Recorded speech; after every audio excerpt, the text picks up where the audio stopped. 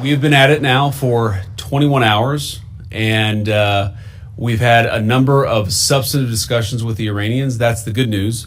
The bad news is that we have not reached an agreement, and I think that's bad news for Iran much more than it's bad news for the United States of America. So we go back to the United States having not come to an agreement. We've made very clear what our red lines are, what things we're willing to accommodate them on, and what things we're not willing to accommodate them on. And we've made that as clear as we possibly could, and they have chosen not to accept our terms. Well, I won't go into all the details because I don't want to negotiate in public after we negotiated for 21 hours in private. But the simple fact is that we need to see an affirmative commitment that they will not seek a nuclear weapon, and they will not seek the tools that would enable them to quickly achieve a nuclear weapon. That is the core goal of the President of the United States, and that's what we've tried to achieve through these negotiations.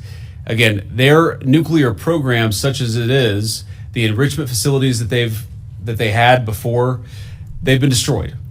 But the simple question is, do we see a fundamental commitment of will for the Iranians not to develop a nuclear weapon, not just now, not just 2 years from now, but for the long term? We haven't seen that yet. We hope that we will.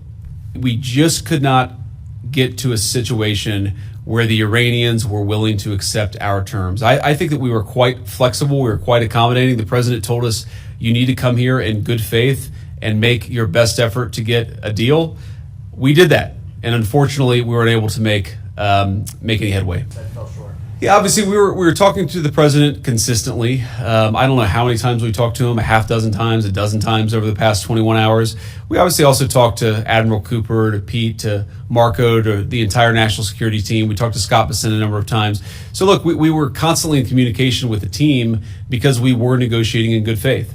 And we leave here with a very simple proposal, a method of understanding that is our final and best offer.